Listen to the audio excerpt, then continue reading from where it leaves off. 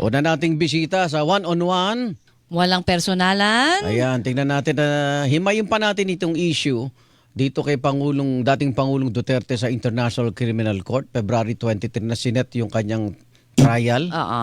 sa Crimes Against Humanity. Attorney Cristina Conti, ICC Assistant to Counsel, nasa linya natin. Attorney Conti, Igan at Connie, magandang umaga. Magandang umaga po. Magandang umaga, Igan, Connie. Ito pagka sinabi, kasi di ba talagang yun ho yung inilalaban na hindi fit to stand trial po ang ating dating Pangulong Duterte. Pero sa pagkakadeklara po ng ICC ngayon na okay pala no, ang lahat sa Pangulo, makikita ho ba natin siya o meron siyang opsyon na hindi pa rin humarap dun mismo? Papaano ho ba? Pakidetalye lamang ho kung ito ba ay Makikita. video? Oo. Dadalo ba siya? Dadalo siya dun mismo. Una, ang prinsipyo, ang may desisyon, yung may katawan.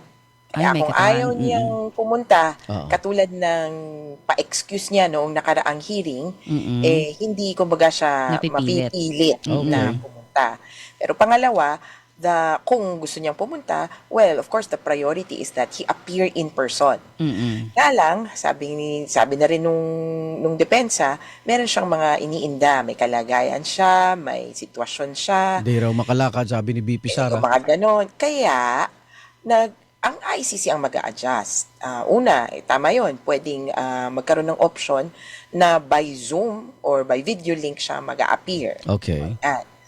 At meron pa ngang offer yung ICC, sabi nila, uupo kasi yan kapag hearing, di ba? Opo. Bigyan kaya natin ng period. Kunyari, he can only sit for 4 hours at a time.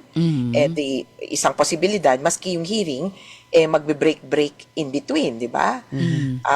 Pangalawa, kung gusto niya na i-waive yung appearance niya sa ibang portions, pwede din yun. Again, ang may desisyon, yung may katawan, na sabihin niya, nandun ako sa simula, kahit wala na ako dun sa dulo. Isa yun. Opo. Tapos, ultimo, pwede pang gumawa ng iba pang adjustments yung ICC Opo. according dun sa conditions niya. Hindi naman yung unreasonable na demands, kumbaga. Pero sa gusto kong malaman ng publiko yung pre-trial proceedings eh. Dito ba babasahan na yung mga sakdal niya, acknowledge at yun na yung mag-ano na siya ng guilty or not guilty. Ito na ba yun o pagbabasa lang po ng kaso niya?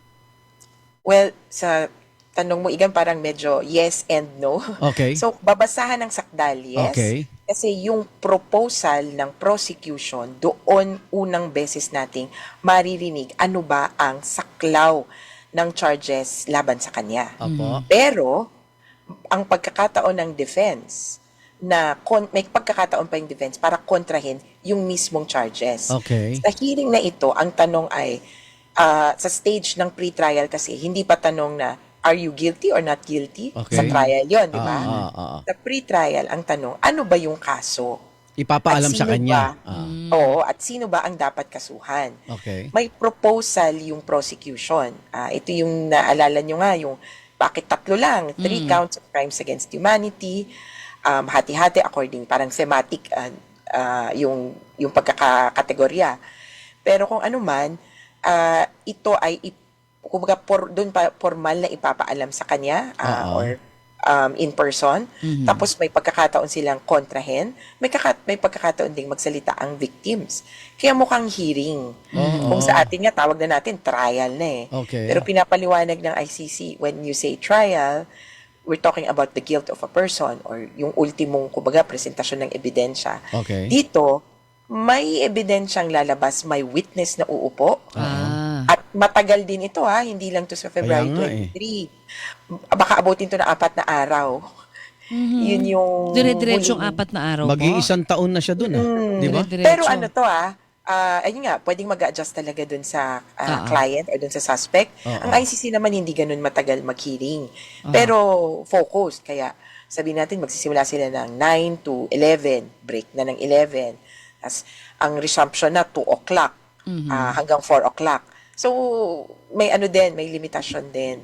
Maximum yata nila na posibleng mag-hearing ay 6 hours in a day. Okay. Napanood Sa ko nakita yung ko. naunang motion nila, yung 3 counts ba yun eh? Halos kalahating araw eh.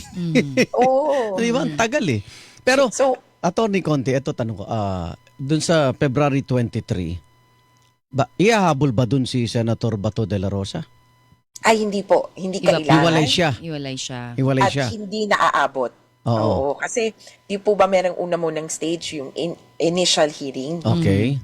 Hindi pa niya nararanasan yun. At in fact, hindi pa siya nahuhuli. Oo, Parang oo. assumption na tayo Oo. Mga assumera yata tayo. Hindi kasi, yung implementor Oo. yung nag-utos Pero- nandiyan na. Di ba? Yung nag-implement Baka sabi Sa ng pun- ICC, di ba, sabay-sabay na. Hindi natin masabit iba yung kanilang proseso dyan So hindi naman at hindi kailangan. Okay. Pero ako, sa punto ng mga biktima, maganda sana na magsabay na. Kaya nga yung Oo. isang payo namin, mag-voluntary surrender na sana si Bato para kumbaga maka-ride on siya dun sa mga motions na gagawin ni Duterte. Pero anyway, Aha. bagong trial or bagong proseso ang mangyayari kay Bato o kung sino pa mang mahuhuli kung sakali. Okay. At posibleng ibang judges. Iba rin. So, Okay. assignan yan Assignan sa pre-trial chamber. So- Ngayon, nasa pre-trial chamber 1 One. tayo. Posibleng iba ang Humawak. humarap sa kaso Okay. ni So, February 23, sabi mo may 4 na araw pa yan. more or less. So, matagal pa. After ng 4 Matagal pa days, kasi- matagal pa? O kasi, Igan, sa hearing na yan, arguments. So, Oo. pagalingan ng salita. Oo. Hindi pa natin maririnig ang desisyon ng huwes sa dulo niyan. Okay. Sa dulo kasi, sinong, kumbaga, Pag-aaralan pa. sinong panalo, Mm-mm. kanino naniniwala yung judges. Will they confirm the charges? Will they reject the charges? Or may option din sila to refer the matter back to the prosecutor for additional Okay. investigation, additional evidence. They have up to 2 months to decide Ako, on 2 that. buwan pa. Oo. Pero, O yung kaya, ano, February, March, April pa, masasabi kung tuloy na tuloy yung trial. yung witness, ilan ang, meron na bang hindi Ilan pwedeng patawag lahat ng 3,000 ba? Oo. Na mga kamag-anak. Ilan ang witness na Makikita natin. naimbitahan? Ilinaw ko din to again na hindi lahat ng tinuturing na biktima ay Oo. pwedeng maging or tatawagin bilang Yes. witness. Opo. Yan. So, ilan lang dyan. Okay. Tapos sa tingin ko, ito sa tingin ko, dahil prosecution ang may hawak, Opo. dito kami sa bahagi ng victim, Opo. separate legal team to. Opo. Yung prosecution, magpapatawag yan ng magpapatunay dun sa order, hindi doon sa nangyari. Oo, Utos kumbaga, muna, utos. Utos, kasi yun With yung the to convince utos the with judges. reward, di ba? Oo. With reward, with quota. Kasi yung judges have to be convinced to open a trial against the mastermind. Okay. So yung utos yung importante. Okay. Siguro Attorney, lang, sorry Connie, siguro lang magkakaroon ng konting ebidensya, hindi ko alam kung may witness Opo. patungkol sa patayan. Definitely kailangan patunayan na nagkaroon ng patayan. Patayan. Oo. Pero ako, kasi di ba may mga video mismong si Pangulo ang nagsasabi. Magagamit ba yon as evidence against him? Of course. Pwedeng-pwede. So, kung pwedeng, kumbaga, yun mismo, di ba, na parang siya mismo nagsasabi na kailangan patayin lahat ng mga drug addict or something, di ba? May mga ganun siyang pronouncements before. So, pwedeng magamit yon, attorney. Yes, Connie. Tapos palagay ko, ito ang gagamitin talaga. Nagbanggit na yung ICC prosecution kasi na ilang pieces of evidence na yung na-transmit nila sa kabila. Sabi nila 5,000 items of evidence and parang hours of video tapes. Okay. Kaya definitely bahagi yung mga sinabi niya, yung thank you to RVTM, RTVM ba? RTVM. So Sa thank you Malacanang sa po mga yun. at sa Nagsabot sila. PCOO at actually sa mga media outfits katulad Social media. na DZBB Opo. na Opo. nag-upload kasi ang importante was it made publicly. Yun yung isang bahagi Yes. Kasi pwede naman ako mag-video lang ng sarili Oo ko nga, pero oo. hindi naman kumalat. Oo. Walang nakinig or Walang walang nakakita. action kung walang nakarinig. At saka authenticated kasi syempre lumabas ito doon mismo sa Malacanang Masabi AI, RTVM, 'di ba? RTVM. Tapos mga networks 'di ba na legit. Attorney Conti, nabanggit mo yung mga biktima. O kamusta naman sila sa balitang ito? Di palakpakan. Makikita mo sa chat, palakpak.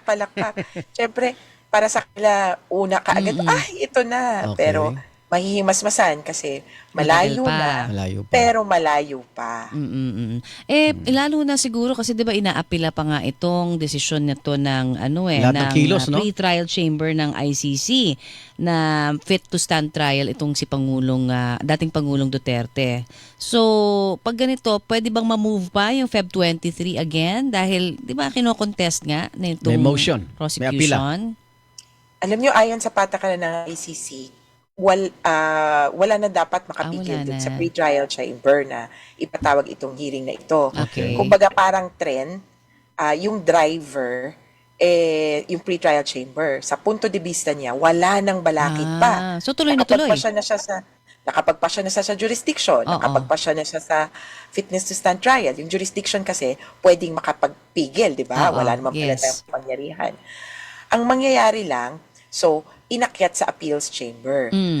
Wala nang, hindi hihintayin ng pre-trial chamber ang sasabihin ng appeals chamber. Tuloy-tuloy siya, driver ng tren, tuloy. Pero, yung appeals chamber parang opisina. Kapag pinatigil siya, edi kung saan man abutin yung pagdadrive ng tren, see, okay. dito titigil. Okay, so in Kung other sakaling words, mata- tuloy ang Feb 23. Tuloy. Okay. Oo, wala na. Actually, Maliban na lang yung super exceptional circumstance na Yung eto nagugulat lang ako dun sa timeline, Mare. Attorney, September pa dapat yung confirmation of charges, pero hinarang nila dahil nga yung Nilinaw talaga yung lahat. unfit, no? Hindi niya maintindihan Tsaka yung yung mga jurisdiction. sinasabi daw nung abogado, kino-question pa yun, tapos may kidnap pa. So ito, February 23. Medyo sabi ko nga kanina, asahan na yung mga pag-post ng mga supporter, either fake news yan o clickbait. Nakamonitor ba ICC para sabihin nila na mapanganib itong nasasakdal dahil makikita yung mga post ng kanyang mga supporter? Opo, mas ngayon ng ICC, hindi pa lang pasok-med, pero nakita ko recently, both yung prosecutor tsaka yung mismong court, ay nagigets na nila kung paano ang sitwasyon sa Pilipinas. Okay. Sa panimula kasi, ang minomonitor nila ay parang official statements. Later on, nare-realize nila that the family members are talking to, kumbaga, supporters Social outside media. of official engagements.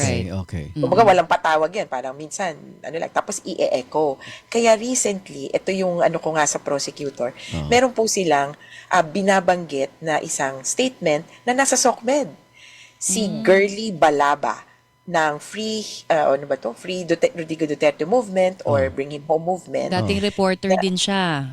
Diba? Yes, ma'am. Oo. At yun nga, malapit sa Duterte family, may sinabi siya, sa SOCMED, chinek ko to Okay. Ang isang small station sa Mindanao, ang nag-video sa kanya after ng September 21 hearing, rally pala, sorry. Okay. September 21 hearing, rallies. Sabi niya, the surrender of Duterte is of a corrupt government. So 2 points ang sabi ng prosecutor hanggang ngayon, the kidnapping, the arrest of the president is the act of a corrupt government. Una, updated na dinidikit na yung pagkakakulong sa kanya, pagkidnap sa kanya dun sa issues of corruption. And second, nag-expand na yung ICC ng kanilang, kumbaga, cast of characters. Wow. Hindi na lang yung mga kapamilya ang kino-quote at minomonitor, kundi pati yung malalapit sa kanila. Influencer. Okay. Timely ito kasi I'm very sure sa investigation lumabas na kung sino-sino ang mga kadikit.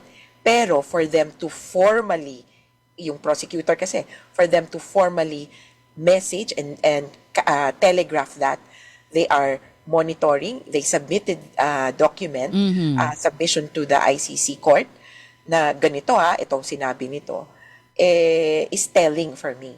Okay. Ayun, Attorney, malinaw. Thank maraming you po. salamat. Nakasubaybay ang marami po dito sa kasong ito. Ingat po kayo. Salamat po, attorney. Salamat po, ingat. Si Attorney Cristina Conti, ICC Assistant to Counsel. Tuloy ang Feb 23. Tuloy, wala nang walang makaka- kapigil. Kinikilingan, walang Pinoy.